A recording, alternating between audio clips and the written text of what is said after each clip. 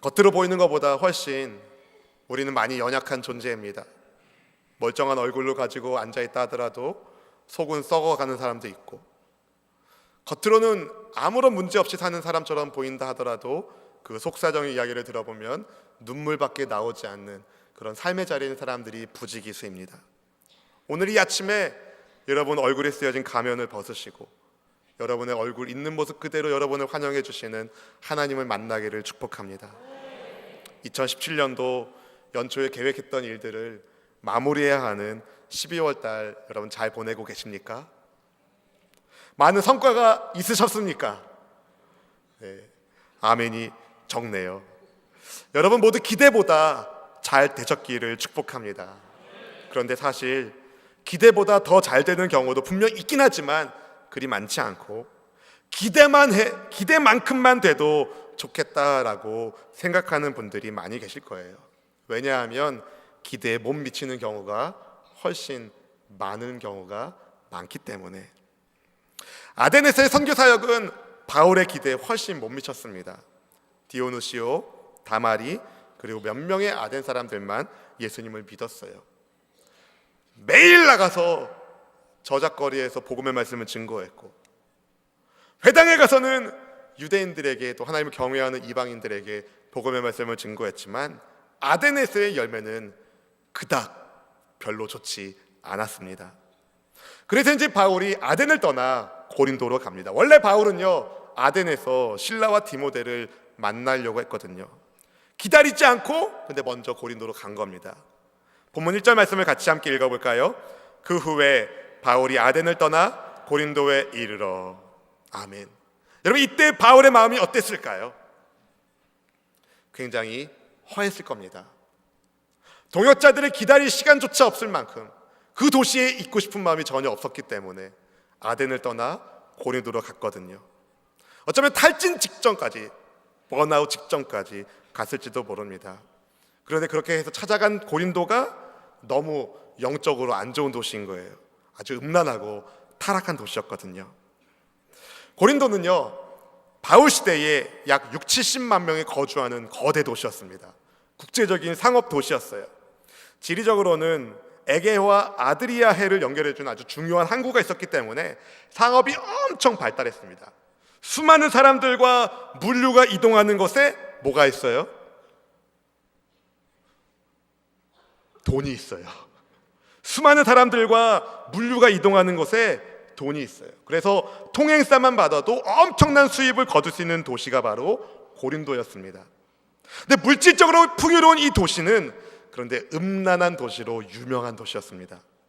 고린도 아크로폴리스 언덕에는 아프로디테 여신을 섬기는 신전이 있었어요. 이 아프로디테 여신은 미의 신, 성의 신이거든요. 이 신전에는 무려 1000여 명의 여사제가 있다고 합니다. 말이 사제지 실제로는 우상 앞에서 성행위를 하는 신전 창기들이었어요. 고린도스럽다, 이 말은요 음행을 하다라는 뜻이었습니다. 고린도는 타락과 음란의 끝판왕 같은 도시였다는 겁니다. 근데 이렇게 타락한 도시에서 바울이 믿음의 동역자를 만나요. 본문 2절 말씀을 한 목소리를 같이 읽어보겠습니다. 아굴라라 하는 본도에서 난 유대인 한 사람을 만나니 글라우디오가 모든 유대인을 명하여 로마에서 떠나라 한 고로 그가 그 아내 브리스길라와 함께 이달리아로부터 새로 온지라. 바울이 그들에게 가매. 아멘. 여러분 아굴라는요 본도 출신의 유대인이라고 말합니다. 혈통적으로 그는 유대인인데 그의 이름은 라틴어 아퀼라에서 비롯된 로마식 이름을 썼습니다. 브리스길라는 아굴라의 아내로만 소개되고 있는데 본문에서는 아굴라와 그의 아내, 남편을 먼저 이야기하고 그 다음에 아내를 설명하는데 이들 부부가 총 6번 성경 구절 가운데 인용되는데요, 남편보다는 아내인 브리스가 혹은 브리스길라의 이름이 4번 더 먼저 등장합니다. 이 브리스길라가 아굴라보다 훨씬 더 영향력이 있었던 것처럼 보여요. 남편들이요 아내 말을 잘 들으세요. 그게 좋습니다. 아멘이 왜 편찮으셔요? 아내 말을 잘 들으면 자다가도 뭐가 생겨요. 별로 동의를 안 하시는 것 같은데 다시 아버지 학교를 해야 됩니까? 이 아굴라와 브리스길라가 어떻게 부부가 되었는지 알지 못하지만 어떤 학자들은 브리스길라는 브리스가라는 로마의 명문 가문 출신이고 이 아굴라는 노예에서 자유민이 된 사람이 보통 주인의 성을 따서 이름을 가지고 온 것을 봤을 때 아굴라는 노예에서 자유민이 된 사람이라고 하기도 합니다. 만약에 그게 맞다면 이들은 복음 안에서 신분을 뛰어넘는 결혼 생활을 했다고 볼 수 있어요. 아무튼 고린도에 온 이들 부부를 바울이 찾아갔습니다. 근데 원래 아굴라 부부는요 고린도에 올 사람이 아니었어요. 그들은 로마에서 잘 살고 있었습니다. 이탈리아, 로마에서 아주 잘 살고 있었어요. 그런데 글라우디오 황제가 칙령을 내리는 거예요. 모든 유대인들은 로마에서 나가라. 유대인 추방령을 내린 겁니다. 역사가 수에토니우스는 주 49년에 유대인들이 크레스투스 문제로 자주 폭동을 일으켜서 이 황제가 유대인들을 로마에서 쫓아내는 포고령을 내렸다라고 기록했어요.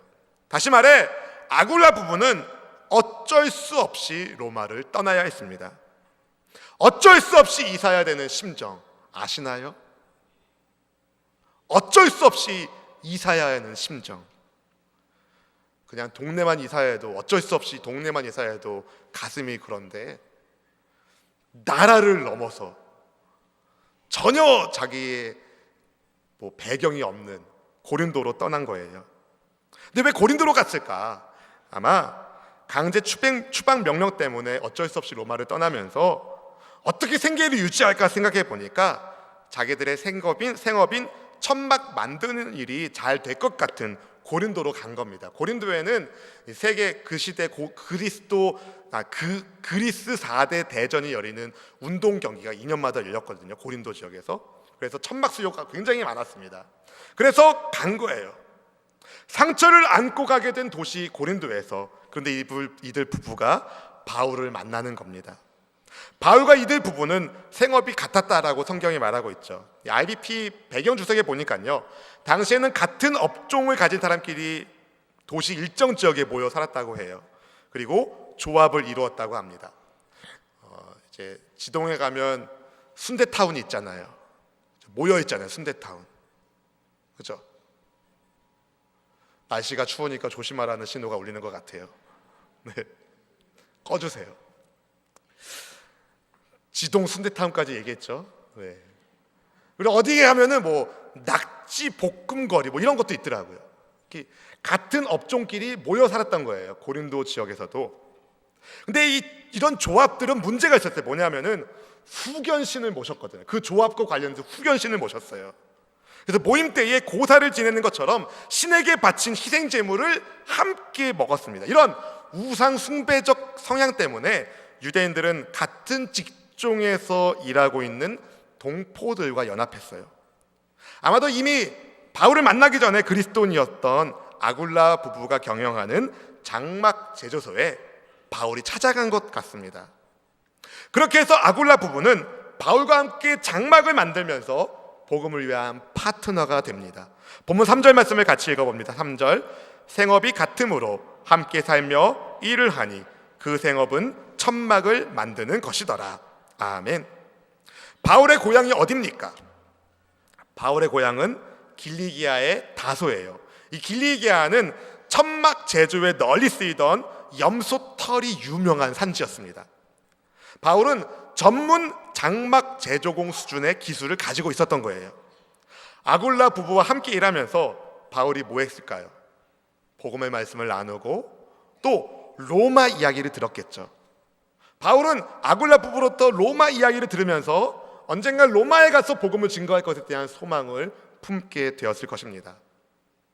바울을 만나면서 아굴라 부부의 삶도 변하기 시작합니다. 복음 안에서 성숙하게 돼요. 1년 6개월 동안 바울을 통해 하나님의 말씀을 배웠고 바울을 변화시킨 부활의 예수님, 그 생생한 간증을 들으면서 부활의 예수님을 더욱 깊이 알게 되었을 것입니다. 사도행전 18장 24절 후반부에 아볼로라는 성경에 능통한 사람이 등장합니다. 근데 아볼로의 메시지를 들은 아굴라 부부가 그에게 하나님의 도를 더 자세히 풀어주었다라고 성경이 말하고 있거든요. 뭘 보여줄까요? 그동안 바울과 함께하면서 아굴라와 브리스길라는 하나님의 도, 복음의 비밀을 더 깊이 이해하게 되었다는 겁니다. 신앙이 성장했다는 거예요. 로마에서 쫓겨났다고 생각했는데 고린도에서 영적 성장을 하고 있는 것이었습니다. 사랑하는 성도 여러분, 아굴라 부부가 바울에게 도움을 받은 것처럼 바울 역시 아굴라 부부로부터 도움을 받았어요. 고린도에 도착하기 전까지 바울이 얼마나 많이 힘들었겠습니까? 주님의 말씀에 순종했는데 너무 많은 어려움을 겪었거든요. 매도 많이 맞고 감옥에 갇히기도 하고 목숨을 위협하는 사람들을 피해서 한밤에 도망치기도 하고 그렇게 힘들게 간 아덴에서 홀로 복음의 말씀을 열심히 증거했는데 눈에 보이는 결과는 아주 실망스럽고, 그런 상황 속에서 가게 된 고린도에서 하나님은 바울에게 평생의 동역자, 믿음의 동역자를 만나게 하신 거예요. 바울이 로마 교회로 보낸 편지에서 아굴라와 브리스길라를 이렇게 소개합니다. 로마서 16장 3, 4절 말씀을 같이 함께 읽어보겠습니다. 너희는 그리스도 예수 안에서 나의 동역자들인 브리스가와 아굴라에게 문안하라. 그들은 내 목숨을 위하여 자기들의 목까지도 내놓았나니 나뿐 아니라 이방인의 모든 교회도 그들에게 감사하느니라. 아멘. 바울이 브리스길라와 아굴라를 뭐라고 생각합니까? 내 목숨을 위하여 자기 목도 아끼지 않은 나의 동역자, 그리스도 예수님 안에서 평생의 동역자. 이처럼 아굴라 부부와 바울은요, 서로에게 힘이 되는 동역자였습니다. 천막을 만드는 일은 고된 노동이 필요했습니다. 섬유가 발달한 시대가 아니기 때문에 그 천막은 천이 아니라 가죽으로 만들었거든요. 한 땀 한 땀 아주 굉장히 힘들게 고된 노동을 한 것이죠. 사실 바울은 고린도 교회로부터 물질적 지원을 받을 수 있었지만 그렇게 하지 않고 자비량 사역, 천막을 만들어 팔면서 스스로 돈을 벌어가면서 복음 증거, 선교 사역을 감당합니다. 이 고린도전서 9장에 보면은요, 바울이 자기가 고린도 교회로부터 재정적 지원을 받을 권리가 분명히 있었지만 복음의 장애가 되지 않기 위해서 그렇게 하지 않았다라고 밝힙니다. 당시에 헬라 도시에서 화려한 언변을 자랑하는 언변술사들이 이 말재주로 돈을 버는 사람들이 많았거든요. 특히 유동인구가 많은 고린도 지역은 훨씬 더 많았을 겁니다. 그래서 바울은 혹시라도 고린도 성도들이 나를 말재주꾼, 언변꾼으로 착각해서 내가 증거하는 복음을 받아들이지 않을까봐 복음을 오해할 소지를 없애기 위해서 친히 천막을 제조하면서 선교 사역을 감당한 겁니다. 바울의 일터는 어떤 일터였을까요? 복음을 증거하는 현장이었을 것입니다. 날마다 장터에서 복음을 증거했던 바울이 천막을 만드는 공방에서 아무 소리도 한마디도 하지 않고 천막만 만들었겠습니까? 만나는 고객들에게 상질의 천막 공급하면서 하나님의 말씀을 전했을 겁니다. 바울의 일터가 복음을 증거하는 현장이었던 것처럼 마찬가지로 여러분의 삶의 일터 역시 복음이 전해지는 믿음의 현장 되기를 주님의 이름으로 축원합니다. 안식일마다 바울은 회당에서 유대인과 헬라 사람들에게 예수님을 전했습니다. 본문 4절 말씀을 읽어봅니다. 안식일마다 바울이 회당에서 강론하고 유대인과 헬라인을 권면하니라. 아멘. 여러분, 안식일마다 회당에 가서 말씀을 전하면서 유대인과 헬라인들에게 예수님을 믿으세요 증거합니다. 당신들이 기다리는 메시아, 부활의 예수님이 바로 그 메시아십니다. 그리스도 예수님을 믿으세요. 열심히 복음을 전했습니다.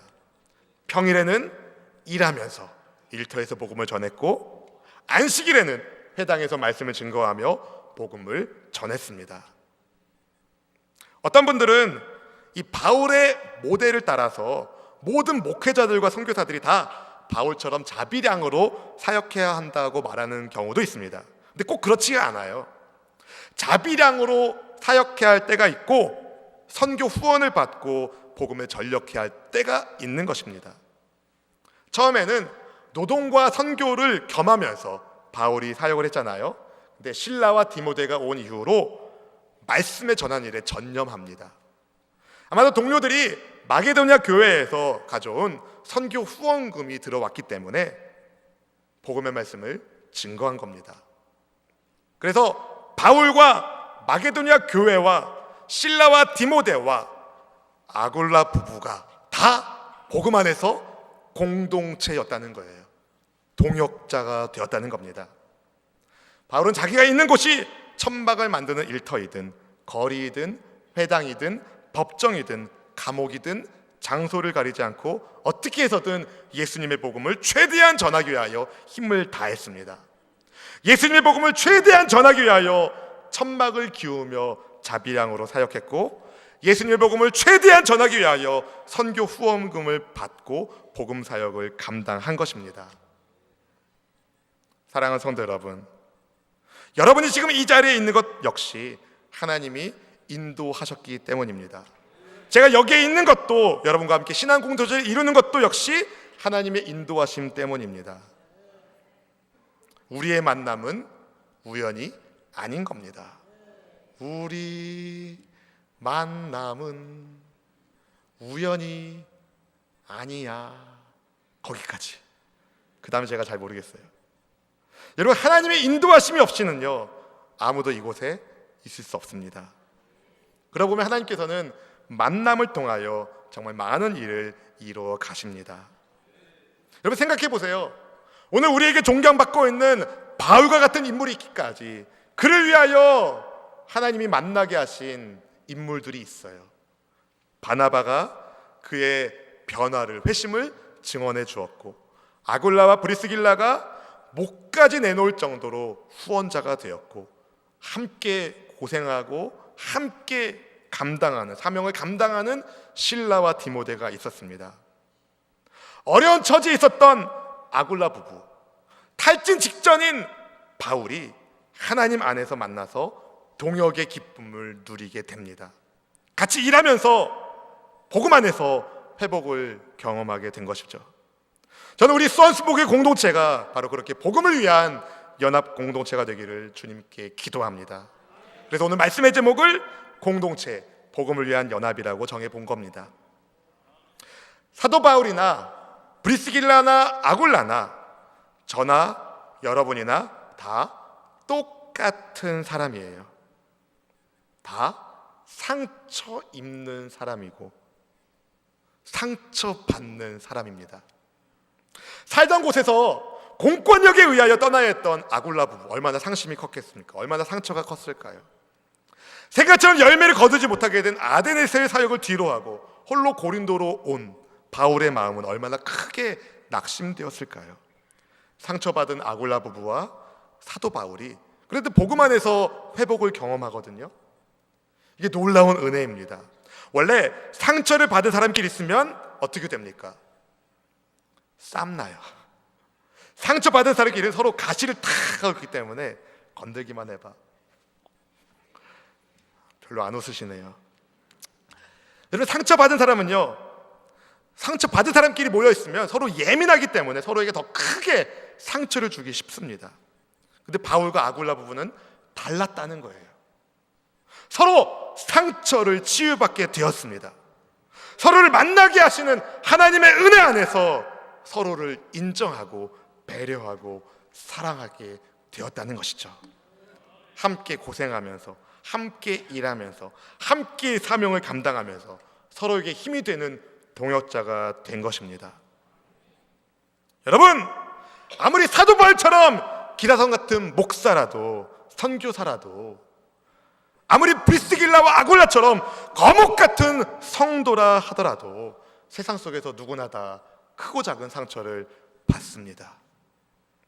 왜냐하면 이 세상은 우리를 환영하는 세상이 아니라 영적 전쟁을 치열하게 하는 전쟁터이기 때문에.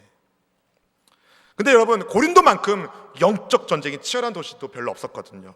음란과 향락의 도시, 우상의 도시가 고린도였잖아요. 그런데 그런 도시에서 하나님께서 바울을, 아굴라와 브리스길라 부부를 회복시켜 주시는 거예요. 복음이 주는 능력의 위대함이 여기에 있는 것입니다. 오늘 예배당 안에 들어오실 때 어떤 분은 사도 바울처럼 그동안 수고한 일의 열매가 너무 작아서 속상한 마음으로 오신 분이 있을지 모르겠습니다. 완전히 탈진되어서 아무것도 하고 싶지 않은 무기력한 마음으로 오신 분도 계실 겁니다.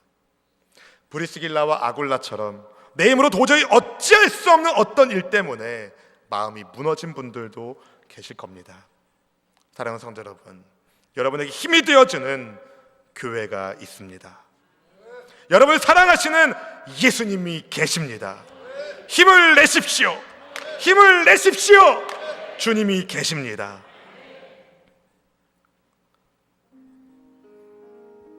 왜 시킨가요?